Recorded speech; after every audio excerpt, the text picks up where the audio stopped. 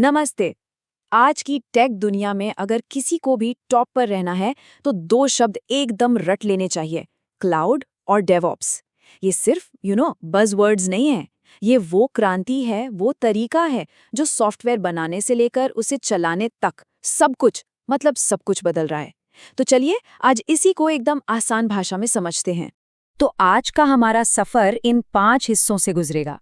सबसे पहले हम देखेंगे कि भाई पुरानी व्यवस्था में दिक्कत क्या थी। फिर इसकी नींव यानी क्लाउड कंप्यूटिंग पर बात करेंगे। उसके बाद आएगा डेवऑप्स जो इसे जीतने का तरीका है। फिर देखेंगे कि ये सब असल में काम कैसे करता है एक साथ। और आखिर में सबसे जरूरी बात कि ये सब इतना मायने क्यों रखता है। तो चलिए सबसे पहले मुद्दे पर आते हैं। आखिर पुराने तरीके में प्रॉब्लम क्या थी? इसे समझने के लिए एक बड़ी दिलचस्प चीज है कंफ्यूजन की दीवार। देखिए, कंप्यूटिंग कोई एक दिन में नहीं बदल गई, ये एक पूरी यात्रा है। पहले मेनफ्रेम का जमाना था, सब कुछ एक ही विशाल कमरे में बंद, जरा भी फ्लेक्सिबल नहीं।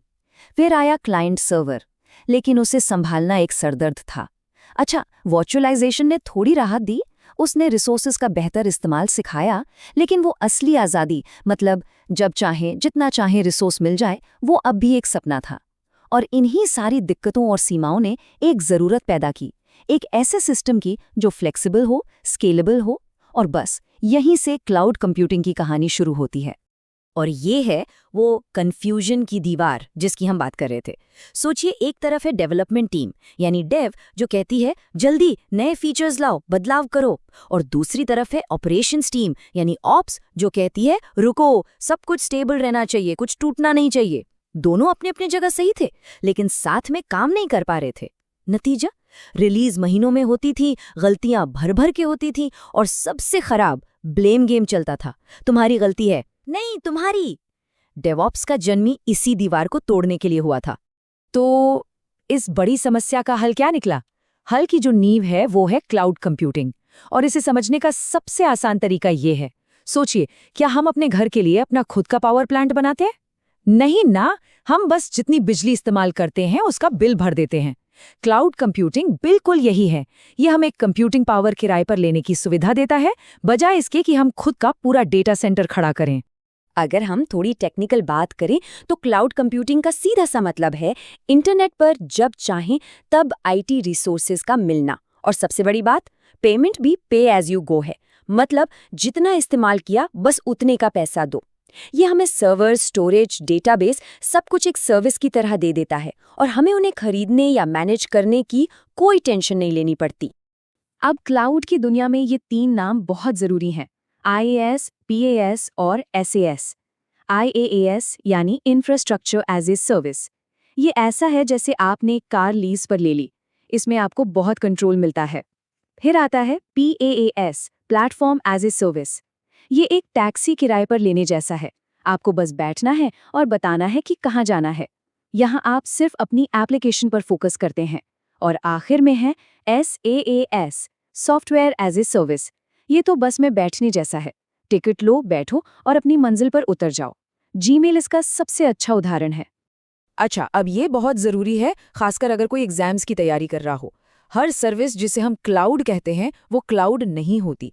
NIST के मुताबिक असली क्लाउड में ये 5 खासियतें होनी ही चाहिए।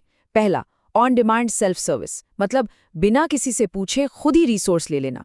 दूसरा, ब्रॉड नेटवर्क एक्सेस, यानी कहीं से भी एक्सेस कर पाना। तीसरा, रिसोर्स पूलिंग। चौथा, रैपिड इलास्टिसिटी, ये कमाल का है, मतलब ट्रैफिक बढ़ा तो पावर अपने आप बढ़ गई, ट्रैफिक घटा तो घट गई। और पांचवा, मेजर्ड सर्विस, यानी हर एक चीज का हिसाब किताब। तो ठीक है, अब हमारे पास क्लाउड है, यानी वो पावर प्लांट जिससे हमें बिजली मिल रही है। लेकिन सवाल ये है कि इस बिजली का सबसे बेहतरीन इस्तेमाल कैसे किया जाए। और यहीं पर कहानी में एंट्री होती है डेवऑप्स की। क्लाउड क्या है ये बताता है, और डेवऑप्स कैसे करना है ये सिखाता है। ये टीमों को जोड़ने और हर काम को ऑटोमेटिक बनाने का जादू है। तो आखिर ये डेवऑप्स है क्या भला? देखिए, सबसे बड़ी गलतफहमी ये है कि लोग इसे कुछ टूल्स का सेट समझ लेते हैं। नहीं, डेवऑप्स एक कल्चर है, एक सोच है, काम करने का एक तरीका है जो डेवलपमेंट और ऑपरेशंस की टीमों को एक साथ लाता है। इसका सिर्फ एक मकसद है, सॉफ्टवेयर बनाने के पूरे साइकिल को तेज करना और लगातार बिना रुके हाई क्वालिटी सॉफ्टवेयर यूजर्स तक पहुंचाना। और ये पूरा डेवऑप्स कल्चर 3 मजबूत पिलर्स पर खड़ा है। पहला और सबसे जरूरी, कोलैबोरेशन यानी सहयोग। वो कंफ्यूजन की दीवार तोड़कर डेव, क्यूए, ऑप्स सबका एक टीम बनकर काम करना। दूसरा पिलर है ऑटोमेशन। जो भी काम बार बार करना पड़ता है, जो बोरिंग है और जिसमें इंसान गलती कर सकता है, उसे ऑटोमेट कर दो। इससे स्पीड भी बढ़ती है और गलतियां भी कम होती हैं। और तीसरा है कंटिन्यूअस फीडबैक। हर कदम पर यह पता चलते रहना चाहिए कि सॉफ्टवेयर कैसा परफॉर्म कर रहा है। चलिए अब थ्योरी से प्रैक्टिकल पर आते हैं। ये सारे सिद्धांत असल में काम कैसे करते हैं? इसका जवाब है ऑटोमेटेड CI/CD पाइपलाइन। ये समझिए कि ये डेवऑप्स का इंजन है। एक ऐसी ऑटोमेटिक असेंबली लाइन जिसके एक सिरे पर कोड डाला जाता है और दूसरे सिरे से तैयार सॉफ्टवेयर बाहर निकलता है। तो ये पाइपलाइन चलती कैसे है? देखिए, सबसे पहले डेवलपर अपना कोड लिखता है और उसे सिस्टम में डाल देता है। बस उसका काम खत्म। इसके बाद सब कुछ ऑटोमेटिक होता है। कोड बिल्ड होता है, हजारों ऑटोमेटेड टेस्ट्स उस पर चलते हैं। अगर सब कुछ ठीक रहा तो उसका एक पैकेज बनता है और वो पैकेज खुद ब खुद सर्वर्स पर चला जाता है। और आखिर में सिस्टम लगातार उस पर नजर रखता है। जो काम पहले महीनों में होता था वो अब मिनटों में हो रहा है। और उस पाइपलाइन में जो ऑटोमेटेड टेस्टिंग होती है वो इतनी ज़रूरी क्यों है? इसका जवाब ये ज़बरदस्त आंकड़ा देता है। IBM रिसर्च कहती है कि अगर कोई गलती यूज़र तक पहुंचने के बाद पकड़ी जाए तो उसे ठीक करने का खर्चा 15 गुना ज़्यादा होता है। 15 गुना! सोचिए, CI/CD पाइपलाइन इन गलतियों को बिल्कुल शुरुआत में ही पकड़ लेती है, जब उन्हें ठीक करना सबसे सस्ता और आसान होता है।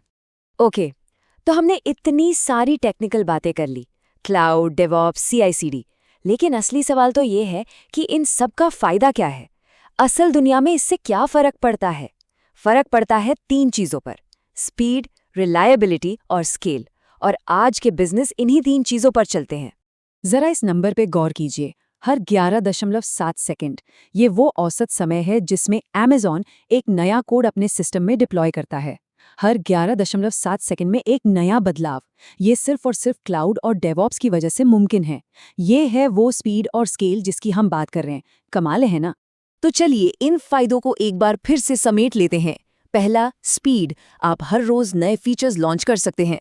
दूसरा, रिलायबिलिटी। आपकी बैंकिंग ऐप तब भी चलती रहती है जब कोई डेटा सेंटर डाउन हो जाए। तीसरा, कॉस्ट सेविंग्स। एक नया स्टार्टअप बिना महंगे सर्वर खरीदे बहुत कम पैसों में अपना आइडिया लॉन्च कर सकता है। और चौथा, स्केलेबिलिटी। आपकी शॉपिंग वेबसाइट पर अचानक लाखों लोग आ जाएं तब भी वो क्रैश नहीं होगी। और अब अंत में भविष्य की ओर देखते हुए एक सवाल। आज हम AIOps और GitOps जैसी चीज़ों के बारे में सुन रहे हैं। मतलब AI अब ऑपरेशंस को संभालेगा और पूरा का पूरा सिस्टम सिर्फ कोड से कंट्रोल होगा। तो ज़रा सोचिए, इन नई ताकतों के साथ साल 2030 में सॉफ्टवेयर डेवलपमेंट की दुनिया कैसी दिखेगी? ये एक ऐसा सवाल है जो दिखाता है कि ये क्रांति अभी खत्म नहीं हुई है, बल्कि अभी तो ये बस शुरू हुई है।